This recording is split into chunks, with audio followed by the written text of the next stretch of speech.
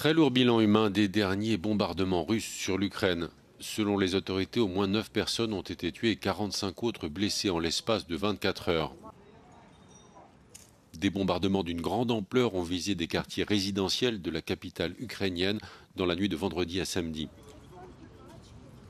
Les bombardements se sont ensuite poursuivis et l'armée ukrainienne dit avoir compté à travers le pays plusieurs centaines de drones et 3 missiles balistiques dont 2 auraient été abattus par la défense antiaérienne. L'ambassade d'Azerbaïdjan à Kiev a été touchée dans un bombardement et Bakou a convoqué l'ambassadeur de Russie pour protester. De son côté, la Russie assure viser uniquement en Ukraine des installations du complexe militaro-industriel et énergétique. Dans le même temps, l'Ukraine dit avoir conduit des frappes en Crimée occupée sur un train militaire dans la région de Zaporijjia et contre des troupes russes dans la région de Kharkiv.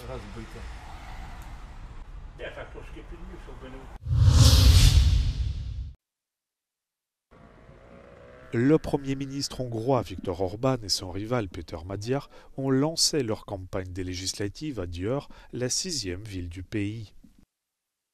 Le chef du gouvernement, qui s'oppose à la politique de soutien militaire à Kiev, a mis en garde contre la menace d'une guerre généralisée en Europe. Tandis que le chef de l'opposition a fustigé le bilan économique d'Orbán et a accusé le Premier ministre d'avoir peur de débattre avec lui. De most ne haragudjon, tehát azért jogosan, hogy nem vitázik vele. Mert nem egy kompetens ember, mert össze-vissza beszél a Magyar Péter. Pour les électeurs de l'opposition, un débat entre les deux hommes est nécessaire. Hát szokták mondani, hogy a remény hal meg utoljára. Hát bízom benne, hogy ki mer állni egy vitára. Tissa, le parti de Magyar est désormais en tête dans certains sondages indépendants. L'avenir politique de la Hongrie se décidera lors des élections législatives d'avril prochain.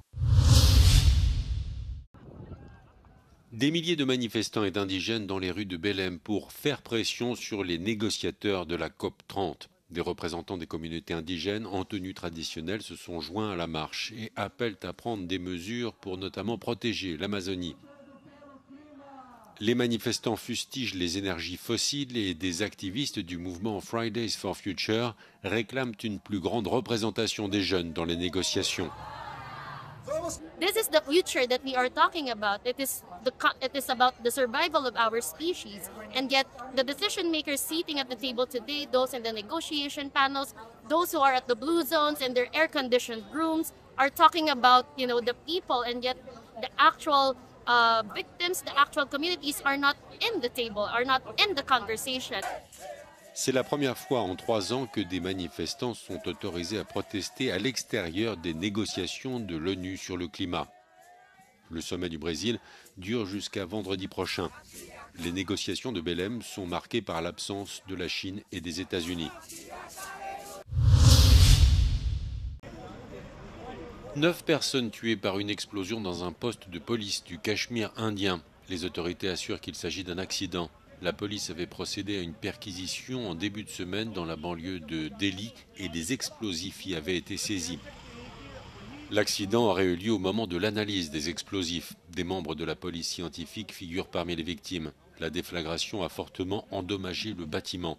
Un groupe se présentant comme le front antifasciste du peuple s'est dit à l'origine de l'explosion. De son côté, la police rejette la revendication. Le drame intervient 4 jours après l'explosion d'une voiture à New Delhi. 8 personnes avaient été tuées.